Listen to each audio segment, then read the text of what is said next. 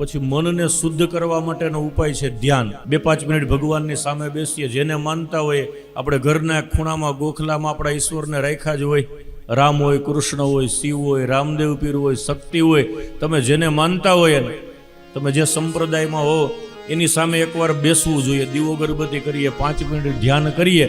ધ્યાનથી મનની શુદ્ધિ, સ્નાનથી તનની શુદ્ધિ, ધ્યાનથી મનની શુદ્ધિ।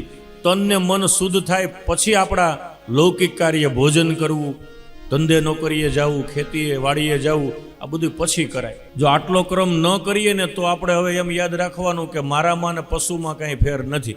કારણ કે એ ઉઠીને સવારમાં ભાગે, કૂતરું હોય કે રસ્તામાં રોડ ઉપર સૂતું હોય, જેવું નીંદર ઉડે એટલે સીધું ભાગે શેની? ભોજનની ખોજમાં। એમ આપણે સીધા વાડીએ નોકરીએ ભાગીએ તો આપણે સમજવાનું કે મારું જીવન હવે પશુવત થઈ ગયું। પણ આપણે પશુવત નથી જીવવું। સ્નાનથી તનની શુદ્ધિ, મનની શુદ્ધિ થાય, દેવ દર્શનથી જીવન સુધરે છે। આપણે ઘરે દેવ હોય એના દર્શન કરીએ, સમય હોય તો રામ મંદિર, શિવ મંદિર, હવેલી, ઠાકર મંદિર હોય। રસ્તામાં આપણે નોકરી ધંધે જતા હોય ને ત્યાંય ભગવાનના દર્શન કરતા જવાય। આપણે એવા કંઈ ધંધા નથી કે 5 મિનિટમાં આપણું કંઈ મોડું થઈ જાય। વાડીએ કે દુકાને 5-10 મિનિટ મોડું જાય, તેમાં આપણે કોઈ એવડા મોટા અધિકારીઓ નથી કે એમાં મોડું થઈ જાય। 5 મિનિટ વાહન ઊભું રાખી અને દેવ દર્શન કરીને જઈએ। આ દેવ દર્શન શું કામે જરૂરી છે? કે જેનો આરંભ સારો હોય ને એનો અંત સારો હોય। શરૂઆત જેવી થાય ને એવો જ આખો દિવસ જાય।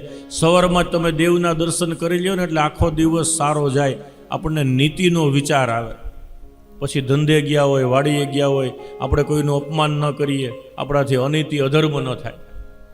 આખો દિવસ ભગવાનમાં સવારે કરેલા દર્શન પાપ કરતા અટકાવે છે। એટલે દેવ દર્શન જરૂરી છે।